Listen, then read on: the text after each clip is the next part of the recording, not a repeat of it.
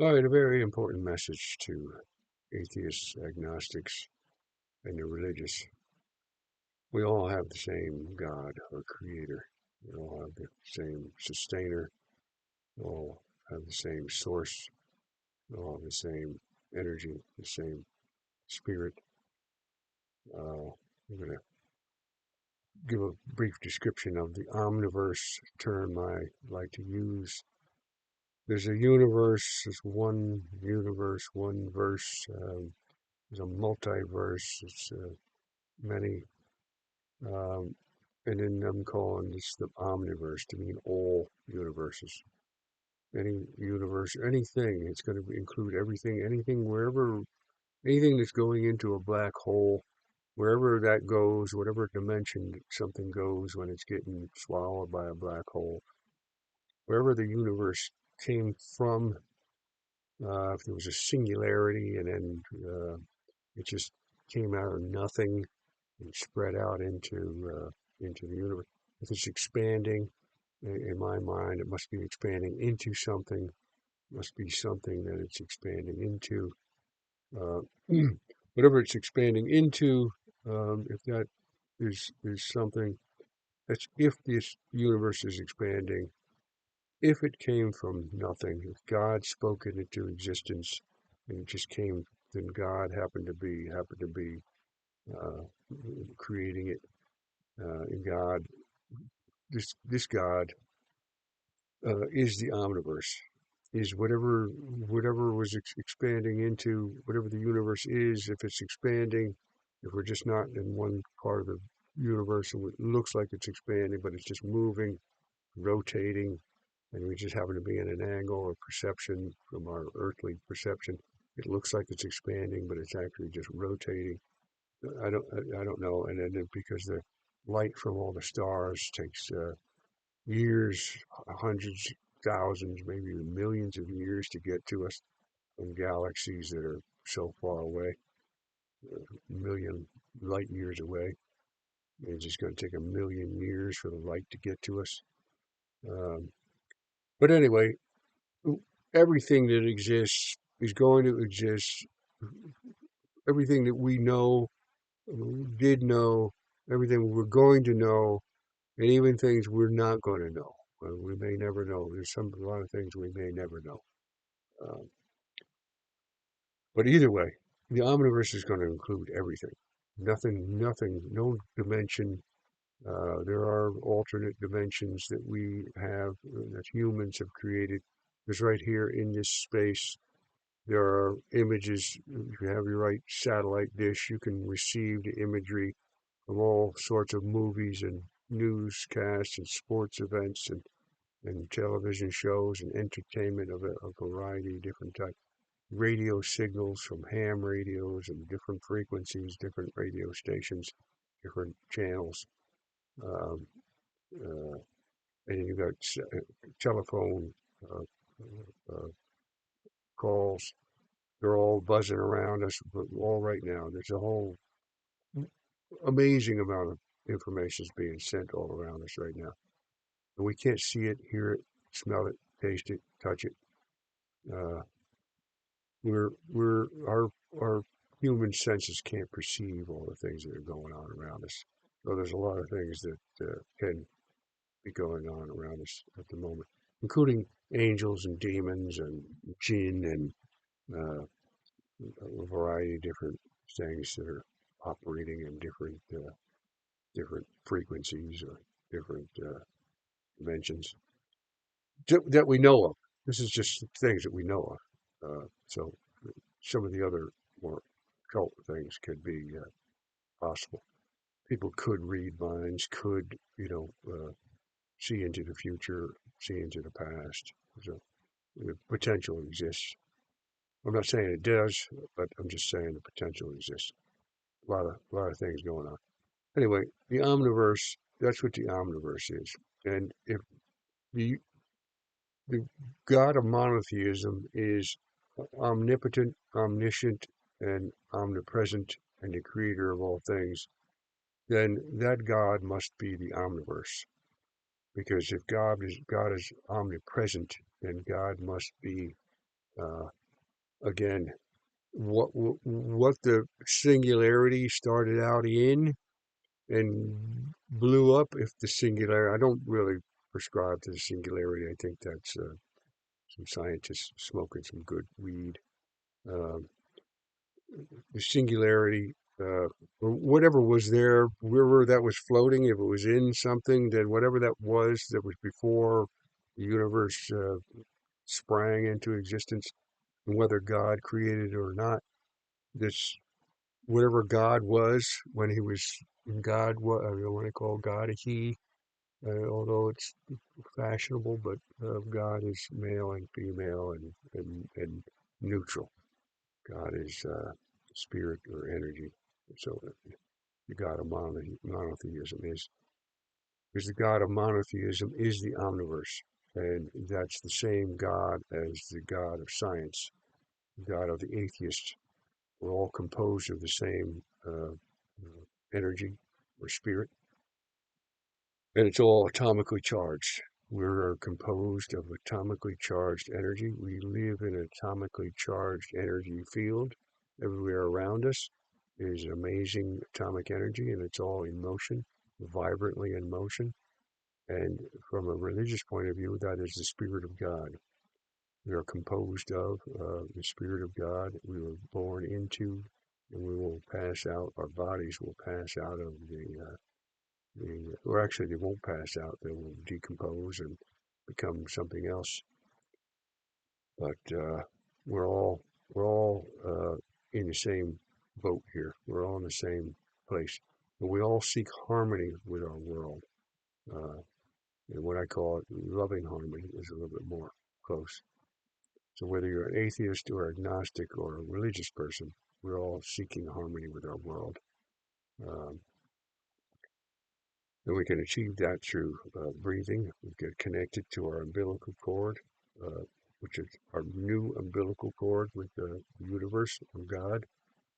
Um, and again, the potential energy exists in atomic particles, atomic energy, that we could be walking on water, healing sick, healing ourselves. 99% of our being is being created and run and maintained by something else. We were put here, we were born. We don't know where we came from. People make assumptions about that or make claims about that, but we don't know exactly where we came from. We don't know why we're here exactly. I mean, again, people have made claims about why we're here. Uh, but and we don't know exactly where we're going. Again, people make claims about where we're going, heaven, hell, or just going nowhere. Um, but that's not important for this conversation because what we're interested in is seeking and finding harmony with our world, which is what the being within us that's running 99% of our running our keeping our brain functioning, keeping our voice operating, our senses, sight sense of sight, smell, hearing, touch, uh, taste, all our senses, all our perceptions, even if we have sixth or seventh senses, those are all being run by something else.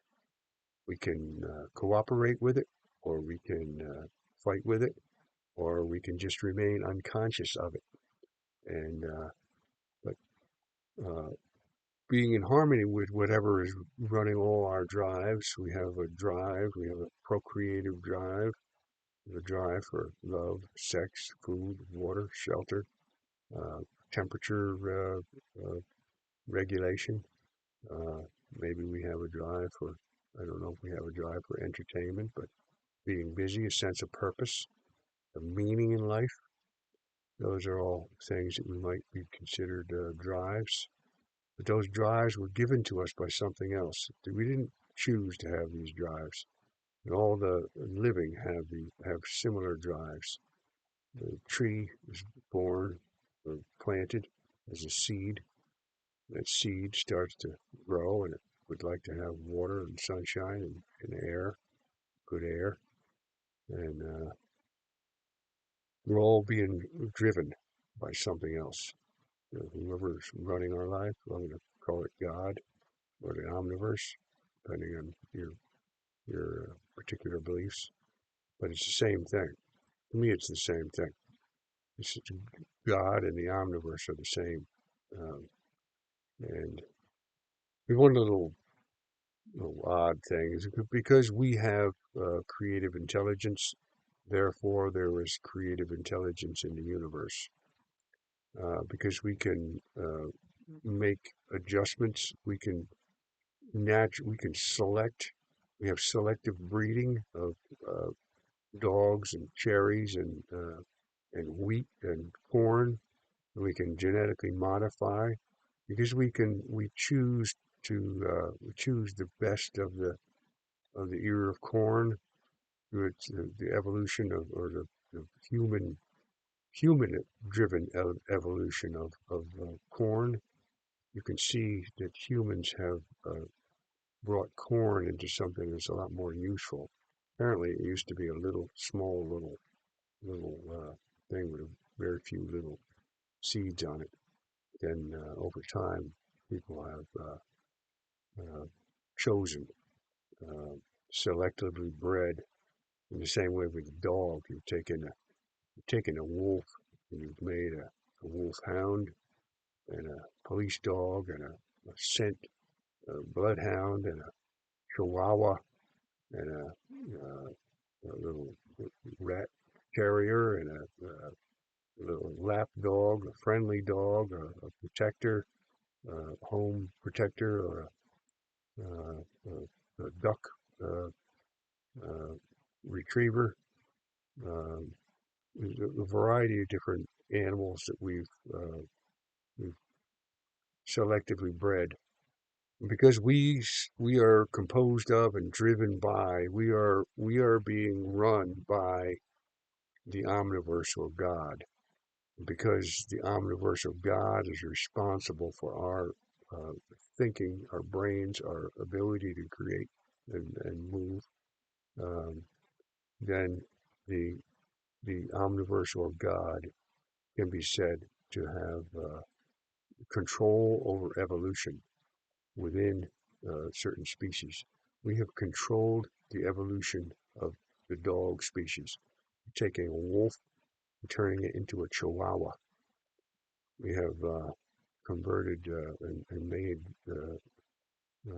genetically modified wheat that's more resistant to uh, diseases and more abundant, more wheat kernels on the stalk, and more corn kernels on the cob.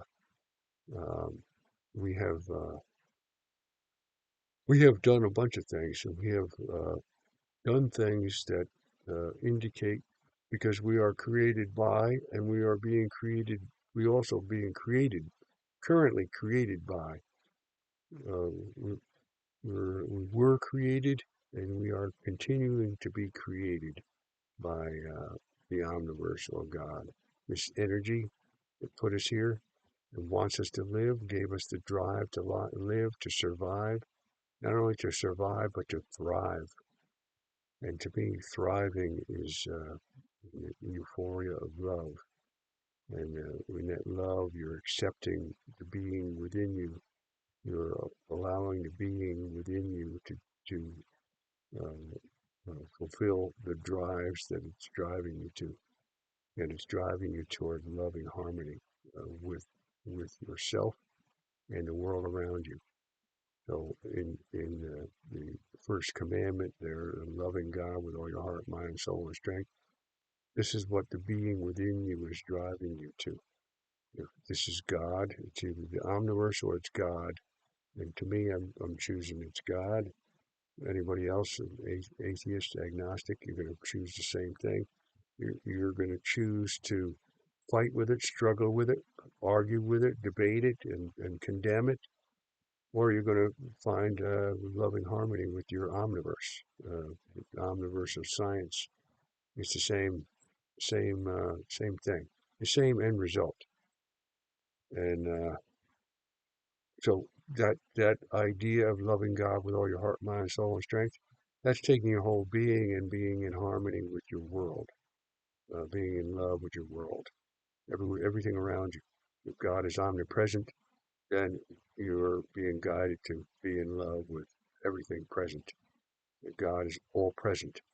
Not God is somewhere up in the sky somewhere, or over there, or over there. No, God is present with you, in you, all every part of you is composed of the atomic spirit of God or the omniverse. And again, we're even from an omniversal or scientific point of view, an atheist point of view, your being is driving you, wants you to be in loving harmony with your world. And again, you can fight with it, struggle with it, but that's futile. It's you're going to continuously be guided towards harmony, and achieving harmony is not too far away. And just by breathing and accepting your being, allowing your being to do its thing, uh, is coming to terms. It's a form of surrender. It's one who submits to loving harmony with the world, one who submits to God, one who loves God with all their heart, mind, soul, and strength. It's a common thread in at least Judaism, Christianity, Islam, uh, Buddhism, and Hinduism. I'm sort of stumbling over the Hinduism thing because I know Hinduism has a variety of different sects and belief systems, but the the the, uh, the ideas brought out by Krishna talking to Arjuna in the Bhagavad Gita indicate this very same thing about loving God with all your heart, mind, soul, and strength, and then you will find peace. You'll find your way. You will have achieved nirvana. Is that nirvana of Buddha, or the paradise? It always seems to be a very attractive thing for all the major religions. They call out to you your yearning for paradise because it's what your being is. Um, and again, your being, you are your being. Or a little ego, or a little guide who accumulation of memories that learns how to pacify, satisfy the being within you that's driving you to find something to eat. You learn that you like to eat certain things that make you feel a certain way, and then, of course, you get twisted and perverted with junk food and taste modifications in a science lab that have found out what the taste buds like to taste. The sweetened fat and salted fat with a bunch of other alternate chemicals that give flavor to things. But anyway, we're being guided, and we have an ability to go to the store. In a lot of cases, we have to go work, earn a buck, come back, take the money, go to the store, purchase the food, bring it home, either eat it directly, as in an orange or an apple, or heat it up in the stove, or cook the meat, or whatever you're going to do. But our brain can cooperate with our being, or we can struggle with the being. We can argue with it and debate with it. And we can follow a variety of different pursuits. We can think anger and hatred as our number one thing, and jealousy and insecurity and racism and politics and and squabbling one side or the other, us against them. We can get into wars and battles and conflicts and struggles. And we can think that capitalism is the best and socialism is the best and communism is the best. None of that. It's all bullshit. Love is the best. Harmony is the best. Simplistic harmony, loving harmony is the best. It's the answer to your animal. It's the answer to your spiritual guidance.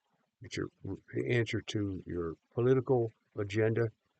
It's the answer to your uh, society, your yourself, your individual. and the people around you. It's the answer to all that. It can be found very simply in your breathing. Find it. It's very important. Your breathing, get your oxygen, clean up your system, uh, and come to peace. Stop generating, stop holding on to resentments and guilt and shame and anger and toxic crap and victimization and being a victimizer, getting even, all the contemptuous, corrupt, shitty, toxic crap that we can get tangled up in. Change it. Get rid of it. It's all a waste of time. It's all a wrong road. It's all that broad is the path, of many paths that lead to destruction. Narrow is the gate of love. Get rid of all the other crap and uh, let's. There's a unifying message here. This is not new. I'm bringing possibly a 21st century version of what Jesus brought, or what was written in the Old Testament in Deuteronomy 6 5. Actually, I like to go Deuteronomy 6 4 and 5, but specifically 6 5. Um, and it's been called doctors, dentists, lawyers. You're in trouble, and the lawyer wants to help you get out, or is getting paid to help you out. The medical community, you get a broken leg and they want to fix your leg so you're not in pain and you heal properly, or they want to give you medications to, soothe your pain medications, or they want to correct some illness. Medical community, the therapeutic community, the scientific community is all on board. Everybody's trying to help you achieve harmony with your world. There's science and human nature. We're all on the same page. We're on the same road. We're all looking for harmony with our world. Uh, and it seems to be we're getting caught up in competitions. I think it's important to that I used to want to be the heavyweight champion of the or light heavyweight champion of the world. Anything that just happened to be the weight I had when I was younger. Um, and because I wanted attention from the outside. I wanted love from the outside, but it's not. That's a waste of time. I mean, it's not a waste of time. It's the wrong direction. Find your love within. Become a lover, and give your love. Share your love. Then now you become the source of love for yourself and others, your children or your friends or anybody you meet, the people at the checkout counter. You can carry your love around with you. You're self-sustaining, self-maintaining. You're cooperating with the being within you that wants you there. Being within you wants you in love, wants you in harmony, and you know it. It doesn't. You've been wanting it since you were born, as far back as you can remember. You know, you've been seeking love and harmony with your world, or loving harmony with your world. And I separate loving harmony from love because people can fall in love with somebody and then they don't cooperate, they don't reciprocate your love, and then you feel anger and hurt and frustration or jealous or insecure or wounded and permanently damaged because somebody didn't love you the way you wanted them to love you, or they left you for another one, but you were because you were going down the wrong road. You were going down the road of the other. You become a lover from the inside, and then you can love all, even people who don't love you. You can still remain loving, and there's no fear, no loss. You're not going to lose your dog, your cat, your parents, your kids, your friends, other family members. You can't lose any because that's not where your love is. Your love is within you. Your love is in your love center, and you can feel that once you get used to breathing and finding your love center. And then you come out of your mind, which is loaded with the past and the present, and then your brain becomes a valuable tool. You're not being run by your brain. You run your brain when you go into love. Your brain becomes again a valuable tool. not you become a tool for your brain and running yourself nuts, running yourself wild, running yourself mad with whatever it is your brain, whatever thoughts and schemes your brain plots up. But anyway, I think that's it. But that's the unifying message that I believe must get told to the planet, because the planet is split up. We're heading towards a global. We're currently right now. We're already in a global civil war, and it's not just an us against them. It's a variety of different. You got the liberals and against the conservatives, and then you've got the Democrats and the Republicans. You've got the communists and the capitalists and the socialists and a variety of other. You've got men against women. You've got blacks against whites, against browns, against reds, against yellows, against. You've got children against their elders. You've got elders against their children. You've got uh, different unions that are against each other, struggling to make sure that they have the certain work, cultures against culture, uh, Jews and Christians and Muslims and Buddhists and Hindus and atheists and agnostics. And everybody's squabbling about, well, you're this and you're that, and no, I don't believe you. And there's a whole bunch of nonsense going on. And my this is my attempt to get it to all stop, turn it around, and find some unifying principles. I've used the analogy of like somebody who wants to drive down the other side of the road. Depending on what country you live in, you're technically supposed to drive down one lane, you're going right way, and on the right side or the left side, you just decide you want to ride all over the place, and you're clashing and crashing and causing problems. There's one path that we all have a common interest in. We're all being driven towards loving harmony. We're all on the same path, whether we know it or not. We can all call it a bunch of different names, and we have our religion, we have our politics, and we have our country, and we have our race, and we have our nationality. Um, there's a whole bunch of we're Spanish, we're English, we're Polish, we're German, we're African, we're Asian, we're Arabic, we're Greek, we're Brazilian, we're South American, we're Australian. There's a whole variety of different divisions, but we're all one. God is one, and we are one. We're all one in God. We're all one in this. We all have the same uh, basic uh, human instincts toward love and harmony. So I'm trying to get a condensed message. I have a variety of different um, videos where I break down in a little bit more detail some of the things I'm speaking about here. But I wanted to get my main message across, the main unifying message, and kind of call out to everyone, atheists, agnostics, uh, all the different religions, that there's one unifying message um, that would be a joy for all, uh, and a very simple message. It's not that complicated. You don't need billions of dollars. You don't need to be real. You don't need to be a genius. You don't need a lot of talent. You don't need a lot of this, that, and the other thing.